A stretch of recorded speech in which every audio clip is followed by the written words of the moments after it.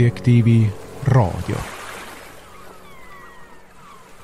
Tervist, head kuulajad! Algab Objektiivi raadiosaade. Mina olen Objektiivi peatoimetaja Markus Järvi ja teisel pool internetisilda on mikrofoni juures, nagu ikka, vaimulik ja kirikuloonane Veiko Vihuri. Tere, Veiko! Tere, Markus, ja tere, head kuulajad! Me lähtume tänases raadiosaates sellisest episoodist, mis juhtus 27. septembril Eesti Rahva Muuseumis. Ja seal toimus sel hetkel hooaja avapidu Öö 25, kus siis pakkusid muusikalist elamust Vaiko Eplik ja Eliit, aga õhtu lõpetas selline artist nagu Valge Tüdruk. Ja tema etteaste oli niivõrd pöörane ja skandaalne, et osa publikut lahkus ning laval kujutati siis nii peksmist, vägistamist kui ka imiteeriti suguakti. Miks me sellest üldse räägime? Ma arvan, et me räägime sellest ja teistest sarnastest episoodidest Eesti kultuurimaastikul ühel väga kindlal põhjusel, et need episoodid räägivad laiemast pildist ja need episoodid annavad väga hästi välja selle, milline on revolutsiooni ja revolutsiooni rüvetuse ja rüvetaja vaim. Et minu arvates need on selles mõttes head näited. Kui me räägime ERM-ist, Eesti Rahva Muuseumist, siis me räägime ju teatavas mõttes Eesti rahva rahvuslikust pühamust, mis on rajatud Jakob Hurda eeskujule ja tema inspiratsioonile ja tema algatusele. ERM, Eesti Rahva Muuseum, peaks olema Jakob Hurda elutöö pikendus meie aega. Aga nüüd selline nii-öelda etteaste nimetatud Valge Tüdruku poolt näitab seda, kuidas põhimõtteliselt revolutsiooniline eliit üritab kõike seda, mida me tunneme rahvusliku kultuurina, rüvetada, hävitada, mutta, tampida. Ja ma usun, et meie kuulajad on kursis mõistega pikk marss läbi institutsioonide. Ehk siis see on olnud vasakpoolsete revolutsiooniliste jõudude võimu haaramine ühiskonna erinevates institutsioonides aastakümnete vältel. Üle on võetud haridussüsteem, koolid, kus koolitatakse ju välja ja antakse haridust uutele sugupõlvedele. Üle on võetud meedia, ajakirjandus, üle on võetud riigiasutused, kus siis langetatakse vastavaid otsuseid, mis muudavad ühiskondlikku kliimat, muudavad kultuuri, tsivilisatsiooni. Üle on võetud ka rahvuslikud kultuuriasutused, mis ju enamasti kõik on maksumaksja poolt rahastatud. Olgu see ka siin ära mainitud, et neid rüvedusi, mis aeg-ajalt siin ja seal ette tulevad, tehakse ju meie maksumaksjate raha eest.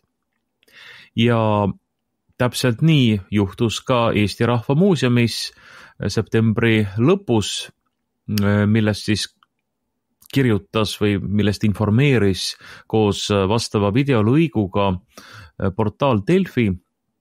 Ja see 3-minutiline videoklipp, mis on siis kokku lõigatud sellest viimasest öö või õhtu viimasest etteastest, see on ikkagi kaunis šokeeriv küll ja tekitab jälkust ja vastikust tunnet. Et kui me ei räägi ju siin mingisugusest erapeost, mis toimub kellegi kodus, suvilas, me räägime siin ikkagi Eesti Rahva Muuseumist, mis on meie rahvuslik mäluasutus, kuhu on koondatud kokku meie rahva kultuuripärand igas mõttes, nii materiaalses mõttes kui ka vaimulikus mõttes või see vaimne pärand, mitte ainult materiaalne pärand, on mõeldud selle säilitamiseks, on mõeldud selle eksponeerimiseks ja nüüd korraga üritatakse siis muuseumile tõmmata tähelepanu sellist täiesti selgelt provokatiivsete ja šokeerivate ürituste abil, mis tegelikult ju kõnelevad mingisugusest väga olulisest muutusest meie kultuuris. ja see tõepoolest võib-olla eraldi intsidendina ta isegi ei vääriks nii palju tähelepanu, aga me näeme, kuidas kõik need asjad nagu pikemas perspektiivis asetuvad teatud mustrisse või näitavad, toovad esile teatud mustrit. Aastal 2016, kui Eesti Rahva Muuseum oma praeguses asukohas seal Tartus uues uhkes hoones avati, siis oli seal ju ka teatav skandaal, eks ole, kui sa mäletad, see Neitsi Maarja kuju nii-öelda jalaga togimine. Mäletan väga hästi ja seda sai muuseas siin Objektiivis ka kommenteeritud ja korduvalt hukka mõistetud, et Eesti Rahva Muuseum pani siis külastaja ikonoklasti positsiooni, et ta sai jalaga taguda Pühima Jumalamaa Neitsi Maarja kuju, mis siis lendas seal installatsioonis tükkideks teatavasti. Jaa, täpselt nii oligi. Ja ütleme siis praegusega võrreldes see on ju lausa tühi asi, eks ole, aga ta on ikkagi väga kõnekas, et kuidas ollakse valmis sõna otseses mõttes tallama ja mõnitama inimeste tundeid, nende väärtussüsteemi, selle kallale minnakse täiesti varjamatult. Ja me näeme seda ju ka mitmete muude asjade puhul, nagu ma ütlesin, et siin tuleb üks muster esile, et me ju rääkisime omal ajal ka pikalt aastavahetusel Eesti televisioonis üle kantud või siis vähemasti osaliselt üle kantud ja näidatud drag show'd, kus siis samamoodi imiteeriti suguakti, loobiti beebinukke laiali, laulu Maa tuleb täita lastega saatel, ühesõnaga mõnitati laste saamist, mõnitati emadust, mõnitati perekonda. Ja ka praegu tegelikult võib siin näha nagu muuseumi pressiesindaja või kommunikatsioonijuht on meediale seletanud, et siin võib ka näha sellist feministlikku kunsti selles provokatiivses aktis. Mis siis seisnes selles, et mingid inimesed seal väänlesid ja püherdasid põrandal ja tõepoolest imiteerisid suguakti, orgasme, ejakuleerimist ja tõid kuuldavale mõnuoigeid, nagu see oleks tõesti mingi hooramaja ja mitte Eesti Rahva Muuseum. Nii et selles mõttes on tegemist ikkagi väga iseloomuliku sellise revolutsioonilise avangardi tööga. Ja kui me kujutame ette, et revolutsiooniline avangard on mingisugused vasakpoolsed intellektuaalid, kes istuvad siis nii-öelda strateegiliselt olulistel kohtadel, kus nad siis otsustavad, missuguseid MTÜ-sid rahastada, missugust ideoloogiat haridussüsteemi sisse valada, kes siis toimetavad maksumaksja poolt väljaantavaid kultuuriväljaandeid ja nii edasi ja nii edasi. Et siis tegelikult see on ainult üks külg, et revolutsioonil on olemas ka oma löögirühmad, piltlikult väljendudes muidugi, kes siis saadetaksegi peale just nimelt selliste performance'ite läbiviimiseks, kus tulebki mööda põrandat püherdada ja suguakti imiteerida. Nii et võib-olla soliidne prillidega vasakpoolne selline, ma ei tea, sotsialistist poliitik näiteks või mõni muu progressiivne poliitik ei hakka ennast nagu oma mainet niimoodi rikkuma, küll aga on tal võtta selline avangard, sellised löögirühmad, kes siis tulevad ja šokeerivad inimesi, kes siis üritavad kahtluse alla oma siis vastava etteastega seada traditsioonilise ühiskonnakorralduse, kristliku moraali ja kes siis nii-öelda nihutavad neid revolutsiooni raame, või neid ühiskonna raame, ühiskonna piire, mida siis revolutsioon üritab lõhkuda ja see on selle asja tegelik mõte, mitte siis lihtsalt mingit kunsti teha jutumärkides, provokatiivset kunsti, mille eesmärk siis on justkui mugavustsoonist välja toomine, nii see ERM-i kommunikatsioonijuht väljendus ja siis nagu noorte kõnetamine või mingite teiste elanikkonna rühmade kõnetamine, et mul tekib küsimus, et aga miks on vaja siis noori kõnetada, kui see on tõesti seatud eesmärgiks, et muuseum ei oleks mingi hall asutus, igav asutus, et kui tahetakse kõnetada noori, miks siis just selliste rüveduste kaudu, kas tõesti ei ole enam midagi ilusat, midagi ülevat, mille kaudu noori kõnetada, et see on umbes sama, kui näiteks meie vabariigi president peaks vabariigi aastapäeva kõnet ja siis ta ütleb korraga, et tal on lasteaia lastele sõnum, kohe spetsiaalne eriline sõnum lasteaialastele, kakajunn. Ja lapsed muidugi hakkavad naerma selle peale, sest see on just nagu neile selline eakohane nali, aga see on ju ääretult infantiilne. Loomulikult president midagi sellist ei teeks, ükski selline normaalne täiskasvanu ju niimoodi ei teeks. Aga miks siis meie kultuurijuhid otsustavad sama infantiilselt? Tegelikult see on täpselt samasugune infantiilne käitumine, lihtsalt natukene vanema grupi suhtes, siis noorte suhtes, keda siis tahetakse kõnelda, sa tood põhimõtteliselt nagu mingisuguse ööklubi õhkkonna sinna muuseumisse, nimetad seda kunstiks, provokatiivseks kunstiks, mis peaks nagu mugavustsoonist välja tooma ja siis selle infantiilse ja tegelikult väga rüveda etteaste kaudu sa lammutad kõike seda, mis on inimestele püha, mis on inimeste jaoks väärtuslik, mis on inimest õilistav, ülendav, arendav.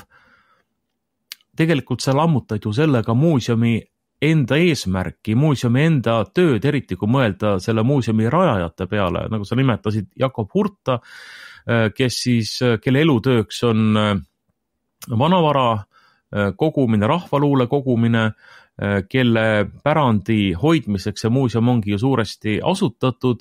Selle asutamise juures on olnud ka meie rahvusliku liikumise suurkujud, nii et mis pilguga need inimesed peaksid sellele asjale vaatama, kui neile oleks aastal 1909 asutamise ajal näidatud neid taolisi pilte, et mida need järeltulevad põlved nende pärandiga teevad. Ma arvan, nad oleks laiali läinud seal samas, nad oleks jätnud järeltulevatele põlvedele selle pärandi edasi andmata, sest see on ju pigem looma tase kui kultuurse inimese tase, mis sealt termist nüüd selle konkreetse sündmuse käigus vastu vaatas.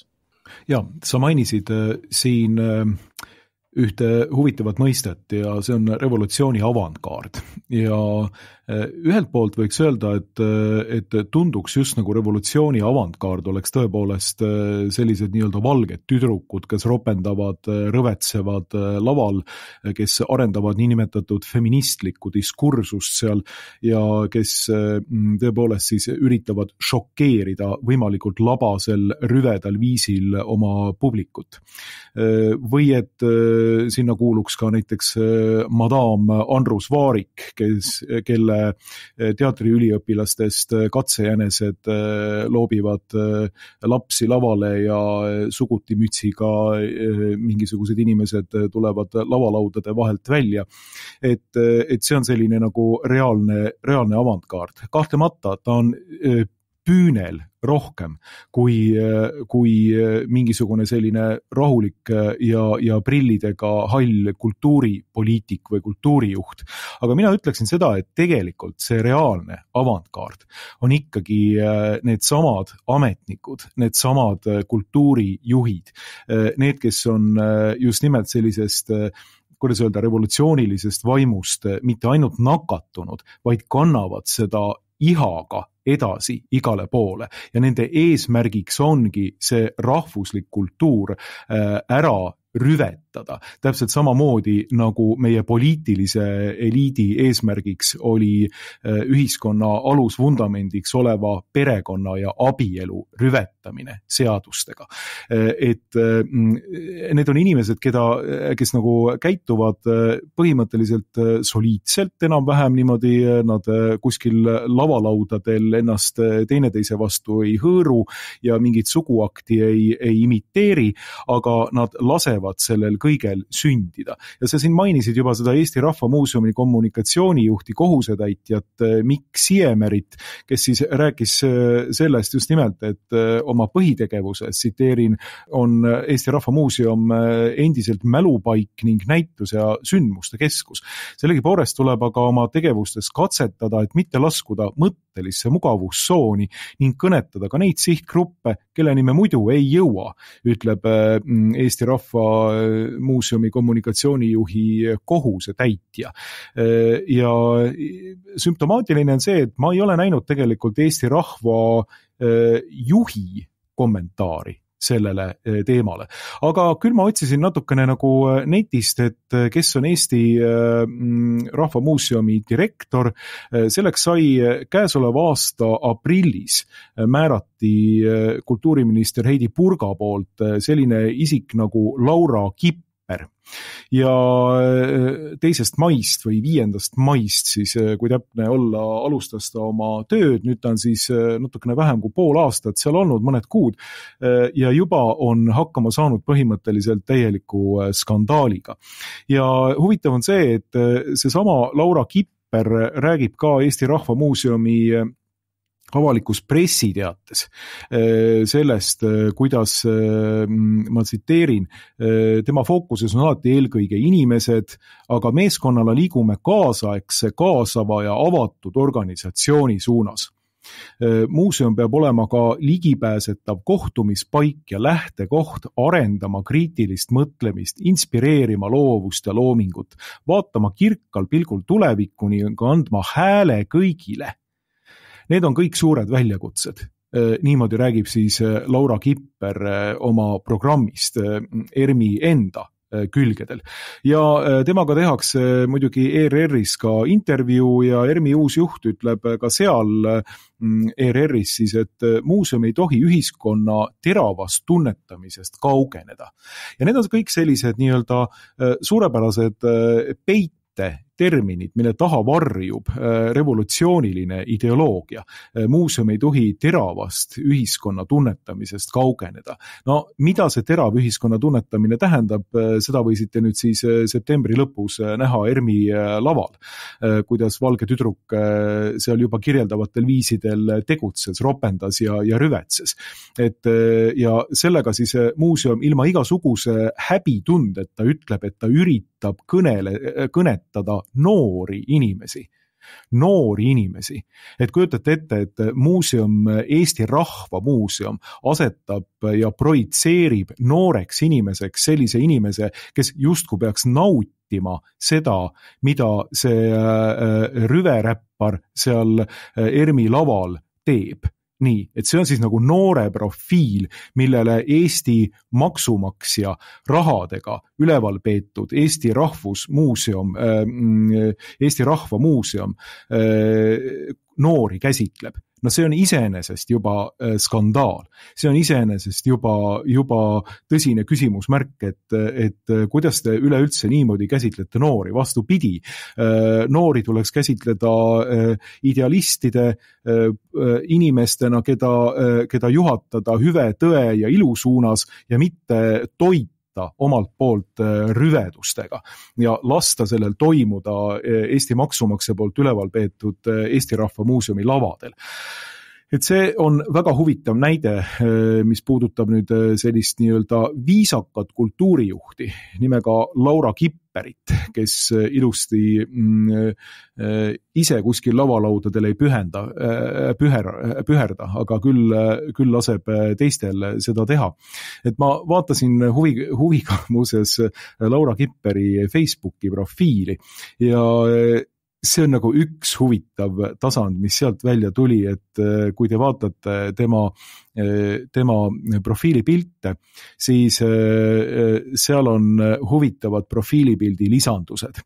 Esiteks selline vikerkaare värviline pael on ühel pildil, siis on loomulikult Ukraina lipp, neid on kohe õige mitu ja siis on ühel hetkel ka selline profiilipildi lisandus, et olen vaktsineeritud, usaldan teadust. Ehk siis põhimõtteliselt on Laura Kipper enda avalikku kuvandit üles ehindanud sellele, et ta on läbi ja lõhki süsteemi inimene. süsteem kui selline, ükskõik mida ta ette paneb, on Laura Kipperi poolt edastatud omaenda profiilil, omaenda identiteedina. Olgu vaktsineerimine, olgu siis, ma ei tea, Ukraina selline tingimusteta toetamine ja olgu ka veel siis niinimetatud homoõigused ja abielu rüvetamine, et need on kõik seal ilusti esindatud. Ja tegelikult see võtabki kokku sellise, kuidas öelda, minu arvates revolutsiooni avantgaardis oleva isiku profiili väga hästi. Sellepärast, et see avantgaard ongi just nimelt sellised kultuuripoliitikud, sellised kultuuriametnikud, kes on sisestanud revolutsiooni kõik prerogatiivid endasse, kõik nõudmised endasse ja laseb ja aktiivselt töötab selle nimel, et seda, mida revolutsioon ette annab, seda saaks ka nüüd siis igasugustel lavadel igal pool mujal välja käia. Et süsteem lihtsalt nõuab seda. Süsteemi praegune nagu arusaam sellest, et kuidas inimesi tuleks käidelda, millist ideoloogiat ja millist rüvedust neile sisendada, seda eeldab süsteem. Ja need inimesed, need sellised hallid, toredad, iseenesest mõistlikud kultuuripoliitikud, nemad ongi revolutsiooni avantgaard, sellepärast nad lasevad õilmitseda madamvaarikutel, sugutimütsidega teatritudengitel ja valgetel tüdrukutel, aelevatel valgetel tüdrukutel. See on nende amploa, et sa rääkisid siin just nimelt sellest kõikide struktuuride ülevõtmisest ja ma absoluutselt olen nõus sinuga ja kuidas need struktuurid üle võetud on ja kelle poolt, siis siin see case study Laura Kipperi puhul näitab väga hästi, et kes need inimesed tegelikult on, mida nad mõtlevad ja millisel viisil see süsteem nendes kõneleb revolutsiooni kaudu. Ma arvan, et sa jõudsid väga olulise tõdemuseni praegu ja ütlesid selle välja. Meil ei ole ju tegemist üksikute asjadega, üksikute nii-öelda möödalaskmistega, et näed juhtus, et Eesti Rahva Muuseum tahtis teha midagi ägedat ja pakkuda seal noortele ka mingit lahedat asja ja tuli selline esineja ja tegi sellist asja ja näed, nüüd peame kuidagi vabandama ja seda asja üritama parandada. Ei, see on täiesti nii mõeldudki. Minu meelest kommunikatsioonijuht ütles ka või siis keegi teine Eesti Rahva Muuseumist kuskilt meediasse läbi käis, et me ei teadnud, mis ta täpselt seal teeb, aga üldiselt oli ette teada, et selle esineja puhul sellist provokatiivset ülesastumist tuleb ja sellepärast me ka panime selle sinna viimaseks, et kui keegi tunneb ennast puudutatuna või ei taha jääda, et siis ta võib ära minna, et ta on nagu ülejäänud üritusest osa saanud, aga see jäi siis sinna päris hilja peale siis nagu viimaseks asjaks. Et see ei ole sugugi selline üksik erandlik asi, mis tuli lihtsalt juhtus, vaid tegelikult probleemiks on süsteem tervikuna.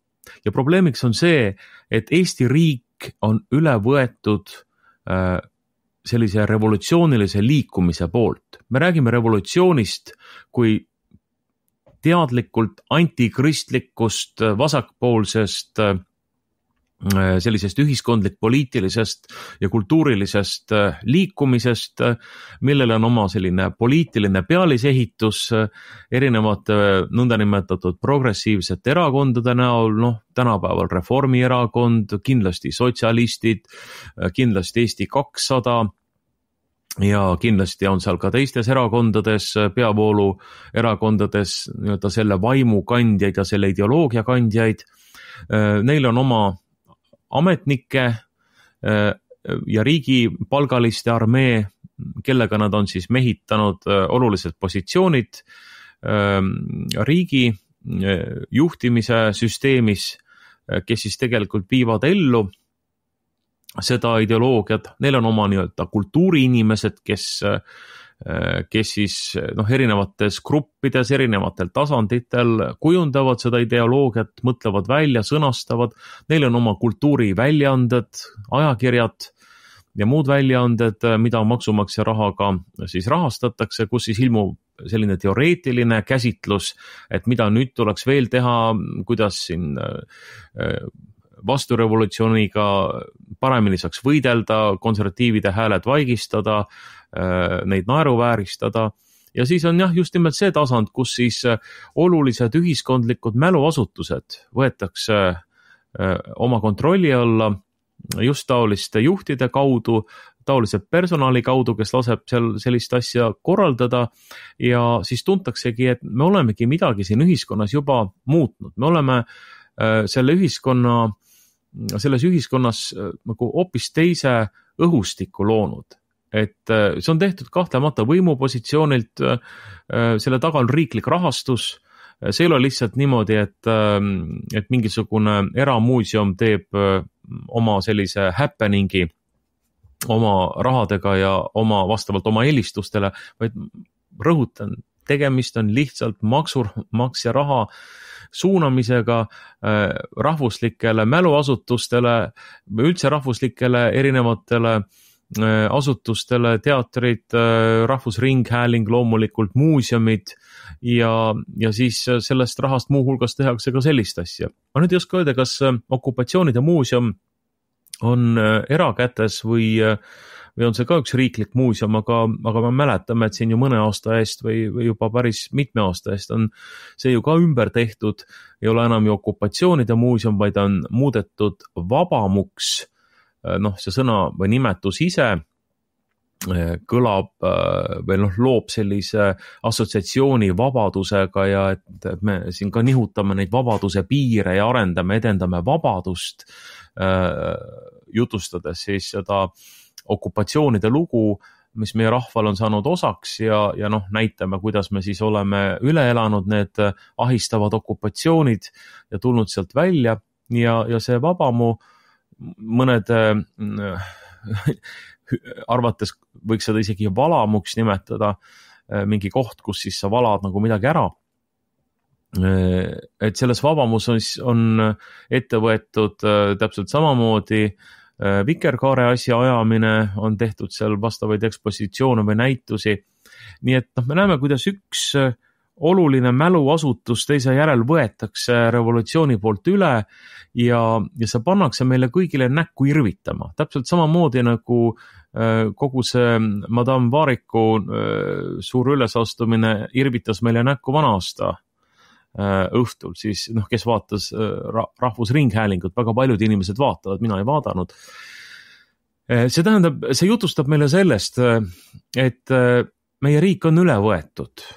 Ja mitte ainult meie riik, mitte ainult poliitilisel tasandil, mitte ainult niimoodi, et valitsevad erakonnad, kellel nagu õieti mandaati enam ei olegi, kes tegelikult tulid võimule valetades, kes teevad seal, mida tahavad, keegi neid korrale kutsuda ei saa, keegi neid takistada ei saa.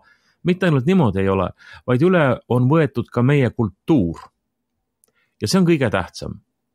Kui me mõtleme tagasi selle peale 19. sajandil, selle olukorra peale, kus siis 19. sajandi teisel poolel hakati nii-öelda looma Eesti rahvust kultuurrahvusena või kultuurrahvana.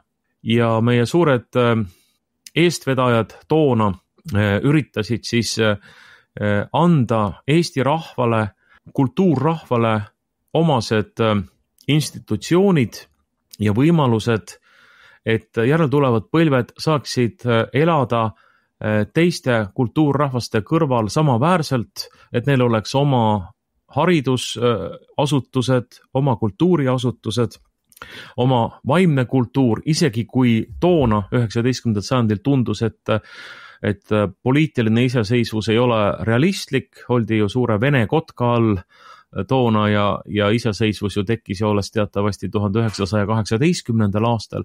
Kui me mõtleme nende põlvkondade püüdlustele, Eesti rahvast vormida kultuurrahvaks, anda talle täpselt samasugused instrumendid, samasugused võimalused tõsta ta samale tasemele nagu sakslased, nagu teised kultuurrahvad ja suurrahvad meie ümber.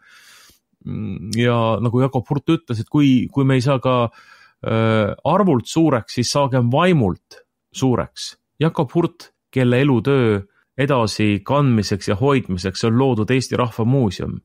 Ja see, mida me nüüd siis nägime 27. septembril, mina olen seda näinud, eks ole, video vahendusel, video kokkuvõtte vahendusel, kui täpne olla, siis tekib küsimus, et kas see on nüüd siis see vaimu suurus, mida meie rahvuse suurkujud, rahvusliku ärkamisaja suurkujud ette nägid või mille poole nad püüdlesid, et see meie rahvale saaks omaseks. Et tegelikult on toimunud täielik kultuuriline kollaps ja see on siis märk sellest, et meie kultuur ongi üle võetud selliste jõudude poolt ja see on kuidagi, ma ütleksin, lausa märkamatult sündinud. Et rahvas on teinud oma tööd, on elanud oma elu, käinud tööl, sünnitanud lapsi, kasvatanud lapsi, koolitanud lapsi, elanud pereelu, ehitanud omale kodu ja nii edasi, mida inimesed ikka teevad. Ja samal ajal on toimunud riigi tasandil mingisugune revolutsiooniline ülevõtmine. Meil on kogemus nõukogude ajast, vanemad inimesed ja keskealised inimesed mäletavad kogu seda nõukogude retoorikat, mis on, ta oli erinev sellest, mida sa siin alguses nimetasid, et mis on kõik need eesmärgid, kaasamine ja avatus ja ma ei tea, loov keskkond ja kõik sellised märksõnad, mis sealt ülevalt poolt tänapäeval tulevad, millega siis õigustatakse selliseid asju. Nõukogude ajal olid lihtsalt teistsugused loosungid, aga see tühi kõne või selline tühi retoorika, üles puhutud tühi retoorika, mis ei tähendanud ju mitte midagi või mis tähendas õieti seda, et kompartei peab saama valitseda ja keegi ei kobise. Aga siis loobiti selliseid loosungid, et inimesed oleksid rahul ja keegi midagi kritiseerivat ei ütleks, sest kuidas sa saad nii õilsate eesmärkide vastu siis vaielda. Et bolševikud võtsid võimu üle tankidega. Nüüd on see juhtunud ilma tankideta, sest Eestil teatavasti tank ei ole Eesti valitsusel. See on toimunud kuidagi teistsugune ülevõtmine, aga meie riik on täiesti selgelt üle võetud. Meie kultuur on üle võetud ja me näeme, kuidas see revolutsiooniline laga liigub ülalt alla ja ma ei tea, paremalt vasakule ja vasakult paremale, liigub kõikidel ühiskonna tasanditel ja igale poole ta voolab, igale pool ta täidab endaga kogu selle ruumi, kuhu ta sisse tungib. Ja ma kardan, et praegu veel inimesed ei ole päriselt aru saanud, mis toimub. Kahtlemata sellised šokeerivad performance'id aitavad mõista, mis on toimumas, aga see võib jääda ka väga üksikuks vahejuhtumiks tavainimese jaoks, kes käib tööl ja kasvatab lapsi ja ehitab kodu, tal ei ole aega mõelda neid asju läbi ja läbi. Aga tegelikult see on see, ma arvan, mida mina tahaksin täna selles raadiosaates inimestele, kuulajatele südamele panna, et ärge võtke seda üksiku vahejuhtumina, ärge võtke seda mingisuguse tööõnnetusena.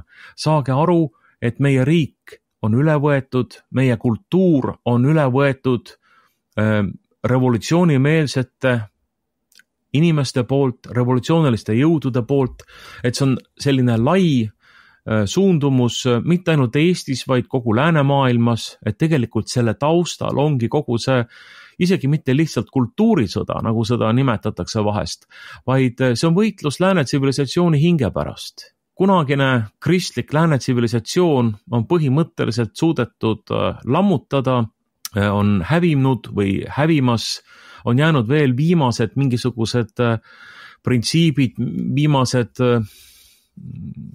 sellised traditsioonid ja neidki praegu üritatakse teha kahjutuks revolutsiooni poolt.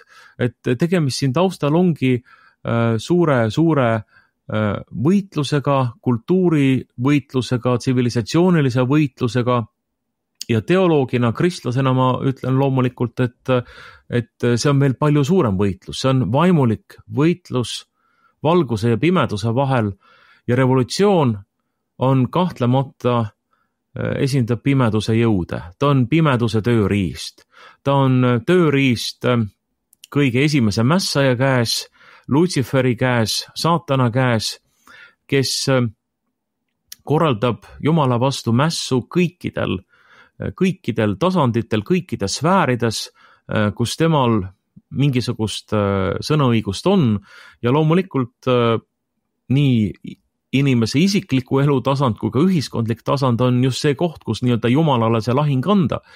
Ja vähemasti kristlastena me saame seda võitlust näha just nimelt vaimuliku võitlusena ja just nimelt sellel tasandil.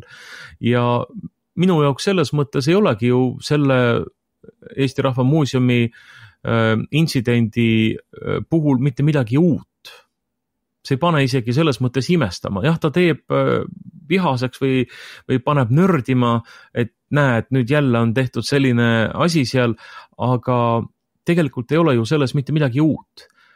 See on täpselt üks ja seesama käekiri, selline rüve vaim, mis lööb välja ühel hetkel mässuvaim, lõhkumise vaim, pimeduse vaim, ülbuse ja kõrkuse vaim.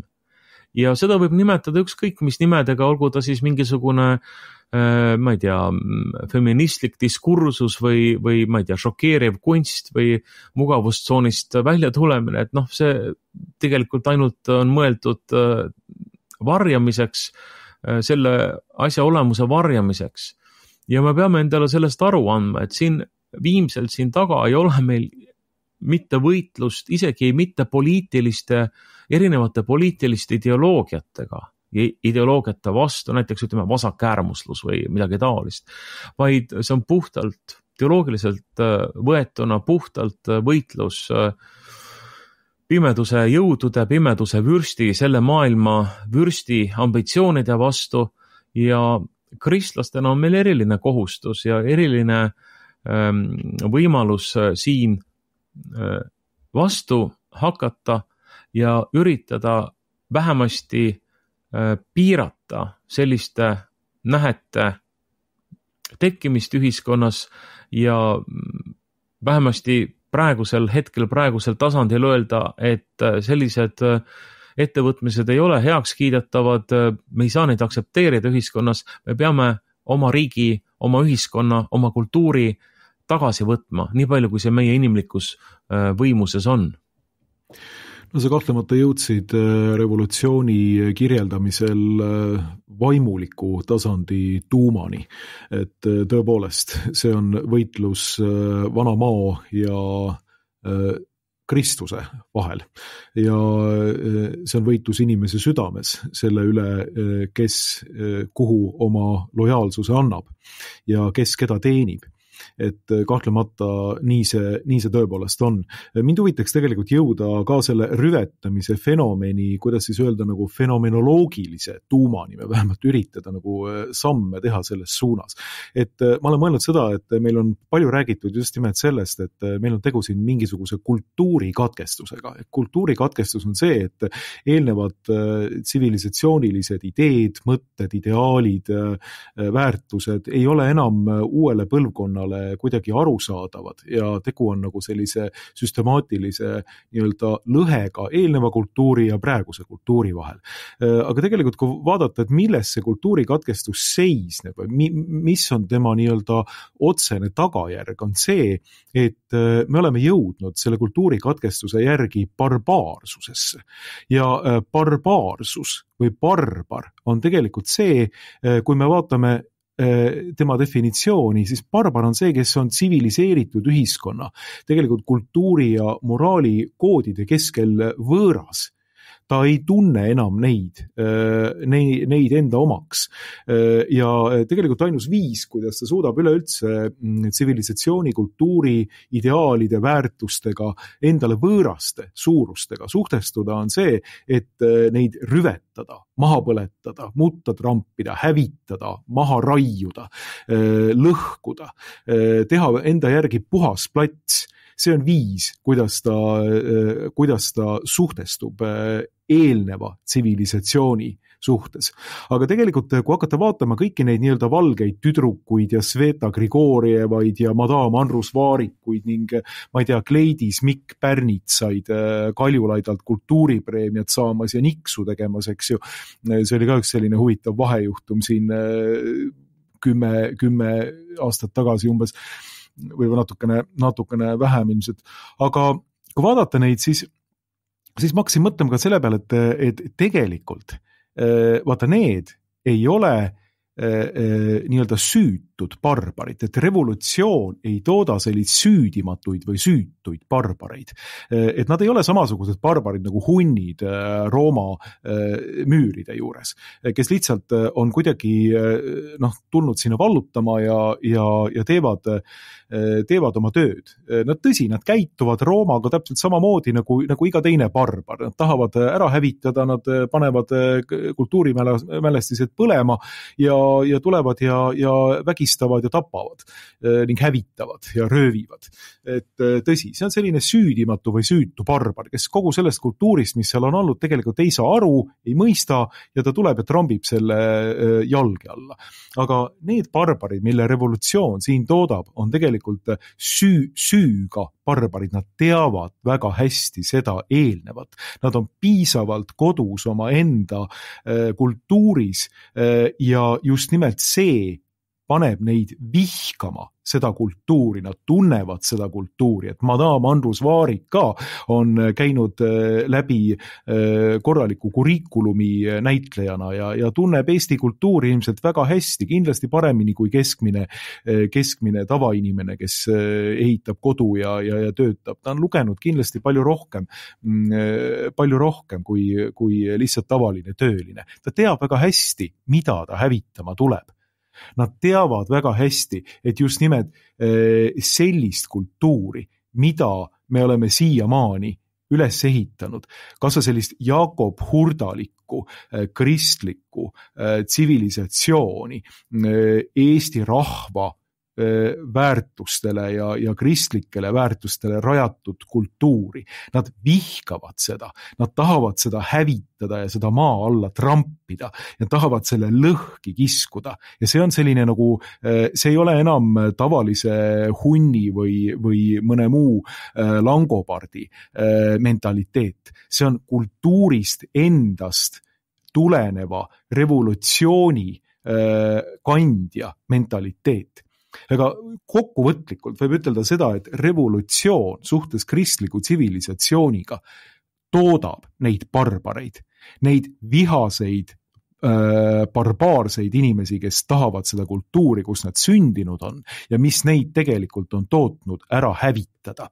Ja oma selles hävituskihus on nad niivõrd invasiivsed, et kui me vaatame kristlikku tsivilisatsiooni, siis ma arvan, et mitte kunagi kristlik kirik, katoliku kirik ka keskaja tippperioodil ei ole kunagi tunginud sellise jultumusega inimese erasfääri ja hakanud käperdama inimeste hinge, nii nagu revolutsioon käperdab meie hingi oma selle revolutsioonilise rüvedusega, tahtes meist ka välja juurida ja lastest ja noortest välja juurida ideaalid, ilu ja hüvelisuse. Et neil on vaja tulla avalikku ruumi, neil on vaja rüvetada seda, neil on vaja seda solki kõikidele näkku pritsida, niimoodi, et see avalik ruum oleks ära rüvetatud. Ja see on huvitav selles mõttes, et igasuguseid perverte on olnud loomulikult läbi ajaloo, ka keskajal ja igal pool, aga nad on olnud alati kuskil nii-öelda oma ruumis on surutud maa alla ja tegelenud seal oma asjadega nii-öelda omal viisil. Nii. Aga tänane revolutsioon, seesama revolutsioon, mida edendab just nimelt selline süsteem, millest ma siin eelmises repliigis rääkisin, see nõuab seda, et olla keset avalikku välja, olla keset agoraad ja hüüab, et nii, tulge nüüd vaatama seda, tulge nüüd vaatama, kuidas me kogu seda eelnevat, mida siia on loodud, maha lõhume ja rüvetame. Ja sellest täpselt sellisest samast rüvetaja mentaliteedist on tegelikult ju kantud ka poliitiline diskursus ja poliitilised otsused. Et kui me vaatame seda, mida tegi Reformierakonna, sotsialistide ja E200 valitsus abieluga, Kaja Kallased, Michalid, Kristiina Kallased, Tsahknad, Hussarid, kõik teised, eks ju, kes tulid ja rüvetasid abielu vastu rahva tahtele, tulid ja tegid selle ära kiiresti, tõhusalt, aga samasugust sellist tsivilisatsiooni suhtes barbari mentaliteeti üles näidates, aru saamata tegelikult ilmselt sellest või võib-olla isegi aru saades mingil määral, et millist vundamendi tükki nad tegelikult lammutavad siin. Seda, kas nagu Kaja Kallas millestki aru saab, selle peale ma ei oska nagu oma panuseid panna, ütlen ausalt ära, et seda ma ei tea, aga teravamad nende seast kindlasti teavad, et nad just nimelt rüvetavad ja hävitavad selle eelneva tsivilisatsiooni vundamenti ja milleks on abielu. Nad teevad seda teadlikult, tahtlikult, intentsionaalselt. Nad teevad seda selleks, et see eelmine kultuur saaks ära hävitatud. Nad on teadlikud, tahtlikud, intentsionaalsed barbarid suhtes selle tsivilisatsiooniga, mis meil eelnevad siin on olnud. Ja ma arvan, et kõik kristlased ja kõik inimesed terve mõistusega peavad aru saama, et meil on siin tegu tsivilisatsiooni ja antitsivilisatsiooniga. Meil on tegu kristliku kultuuri ja seda lõhkuva revolutsioonilise liikumisega. Mis oma inspiratsioonilt, nagu sa väga hästi ütlesid, on ei midagi muud kui deemonlik, saatanlik, vana mao viis, kuidas ühiskonda, inimese väärtusi ära lõhkuda. Nii. Ja meie siin, kaasa arvatud, kui me eelmistes saadetes oleme rääkinud, ma ei tea, Charlie Kirkist ja tema mõrvast, meie siin konservatiivsel pool oleme tsivilisatsiooni pool. Meie oleme mõistliku ja hüvelise, kauni, mõistlikult organiseeritud ja kristlikule vundamendile rajatud tsivilisatsiooni poolel. Me oleme tsivilisatsiooni hääleks ja ERM ja kõik teised ERR aastavahetusel oma Madame Andrus Vaarikutega ja kõikide teiste selliste antitsivilisatsiooniliste väljunditega on tsivilisatsiooni lõhkujad. Et kui meile vastupidi üritatakse nagu mängida pähe, et meie oleme mingid tagurlased, et me ei saa kultuurist aru. Ei, me saame suurepäraselt kultuurist aru. Me teame väga hästi, mis on tsivilisatsiooni baasväärtused. Teie olete barbarid. Teie olete nende kultuurikatkestuse tegijad. Teie olete rüvetajad, teie olete lõhkujad. Teie olete need, kes tegelikult on ajaloo halvemal poolel. Teie olete ajaloo ka kaotajal poolel, kuigi teil praegu võib tunduda, et te märatsete, tegutsete ja rüvetate nii palju, kui teil süda lustib, aga tegelikult mäletab ajalugu teid kunagi rüvetajate ja samasuguste barbaritena, nagu ta mäletab hunne Rooma müüride all.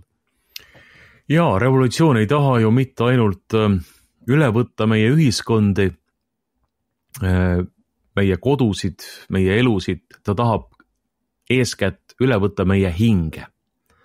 Ja kui me seda mõistame, siis me mõistame ka seda, mis on tegelikult kaalul.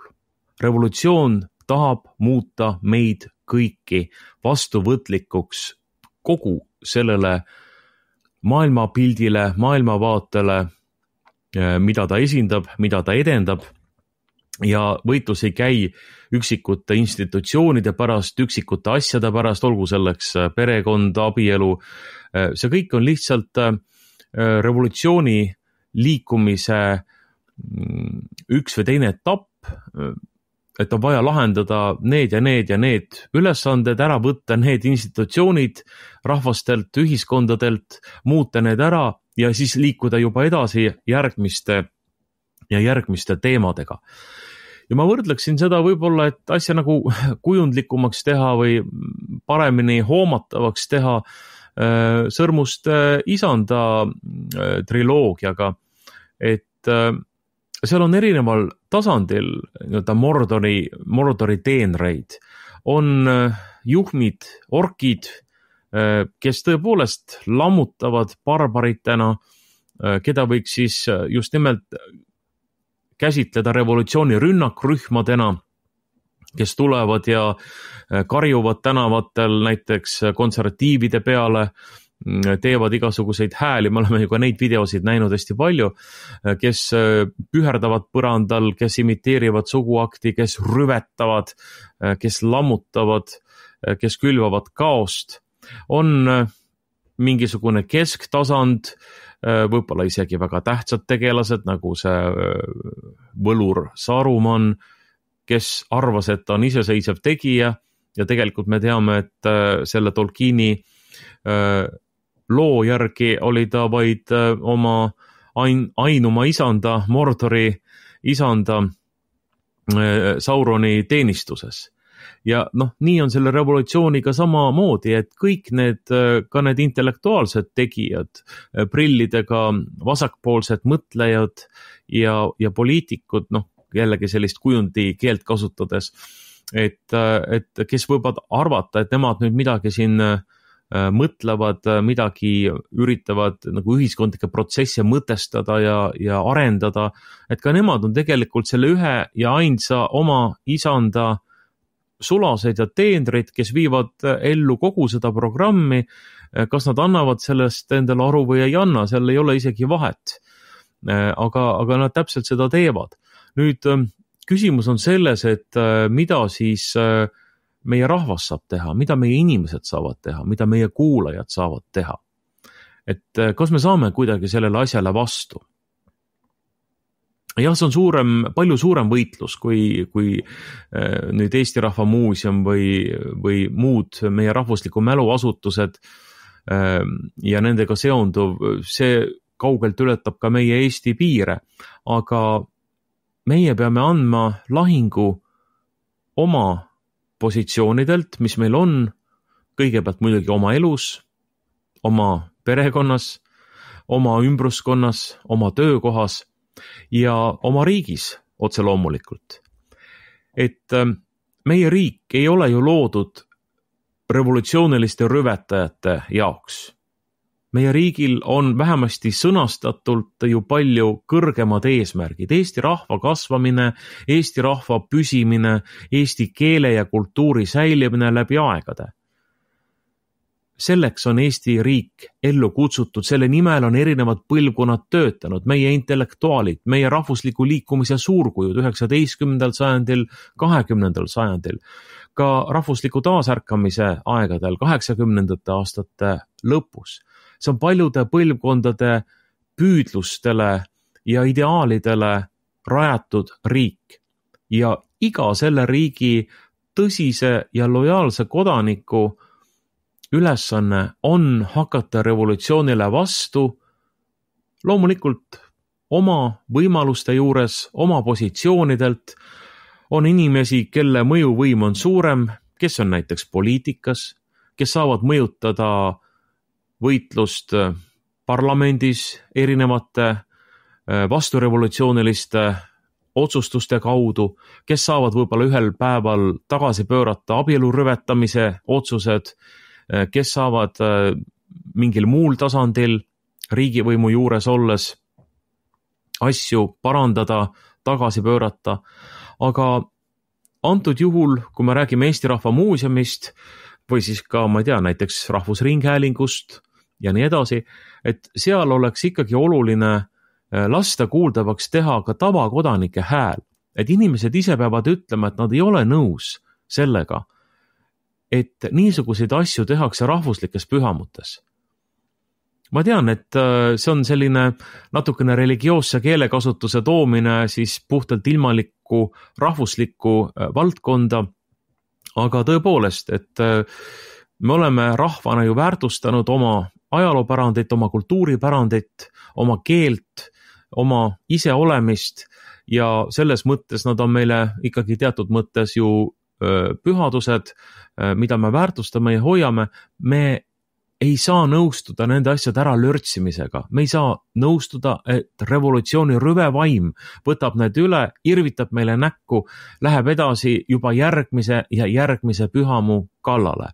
Lõppude lõpuks võib juhtuda, et ma ei tea, koolinoorte tantsu- ja laulupeol või siis üldlaulupeol kantakse midagi sarnast ette ja öeldakse, et peame mugavustsoonist kõik välja tulema ja ennast arendama ja aru saama, et selline ühiskonnakriitiline jutumärkides, ühiskonnakriitiline mõtlemine kõnetab tulevasi põlvkondi, et see ongi need ongi tuleviku väärtused ja nii edasi ja nii edasi. Kõik need valed, need kõik on valed tegelikult, et siin ei ole mingit väärtust, siin ei ole mingit tulevikku.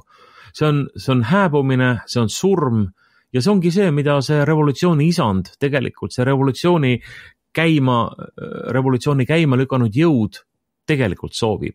Et kõik need prillidega intellektuaalid või siis mingisugused rüvedad räpparid ja nende kaaslannad ja kaaslased või mingisugused sugutimütsiga näitlejad, kõik need on lihtsalt mõttetud sulased, mõttetud teenrid, aga see vaim, mis neid juhib, see üks vaim, mis neid juhib, see kuri vaim, see pime vaim, see on see, mis üritab maad võtta meie riigis, meie ühiskonnas, meie kultuuris, meie tsivilisatsioonis ja ma arvan, et meil on vaba tahtega olenditena, Jumala näo järgi loodud olenditena kohustus, õigus ja ka suutlikkus sellele vaimule vastu hakata ja panna kand maha ja öelda, et ei, seda nii ei saa minna ja nii ka ei lähe, kui see, mis te praegu siin meile teete. Kohe kindlasti ei lähe, see on selge, et kui ma ütlesin, et me oleme tsivilisatsiooni poolel ja tsivilisatsiooni võitjate poolel, siis ma ei tee üleüldse nalja, sellepärast et mul on kindel veendumus, et ühel või teisel viisil kogu see protsess pööratakse ümber, kas praeguses Eesti Vabariigis või mingis muus riiklikus moodustuses siin peale kataklüsme tuleb aeg, kui kõik see, mida revolutsioon on siin ette andnud ja ära rüvetanud, pööratakse ümber, tehakse ilusaks ja taastatakse.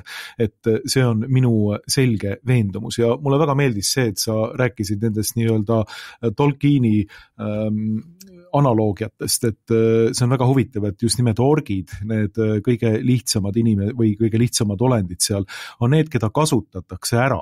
Ja täpselt samamoodi kasutatakse ära ka neid niinimetatud revolutsiooni avantkaarde, neid maas aelevaid valgeid tüdrukuid ja madam vaarikuid ja teisi, et kui revolutsioon enam ei taha, siis ta lükkab nad kõrvale ja nemad on esimesed, kes pannakse seina äärde, kui vaja on. Nii nagu pannakse seina äärde KGB manuaali järgi kõik kommunistid, kes on aidanud revolutsiooni edasi viia. Sellepärast, et nad teavad natukene liiga palju ja nad võivad hakata uues riigikorras liiga palju häält tegema. Et kui keegi arvab, et revolutsioon tõeliselt hoolib nendest inimestest, kes on, ma ei tea, kas homoseksuaalse kalduvusega või mingite muude probleemidega, eks ju, siis arvaku uuesti.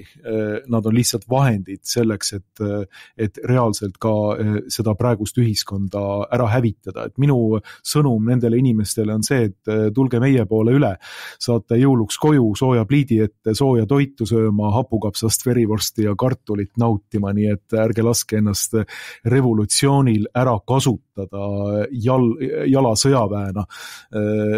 Nii et tõepoolest mõelge selle peale. Aga tõepoolest, suur tänu, Veiko, selle mõttevahetuse eest. Meie saateaeg hakkab läbi saama ja sestap peame siia punkti panema. Aitäh sulle! Aitäh kutsumast! Selline oligi seekordne Objektiivi raadiosaade. Mina olen peatoimetaja Markus Järvi ja teisel pool internetisilda oli vaimulik ja kirikuloolane Veiko Vihuri. Meie oleme aga eetris ka järgmisel nädalal, kui Jumal annab. Aitäh teile kuulamast, kohtume!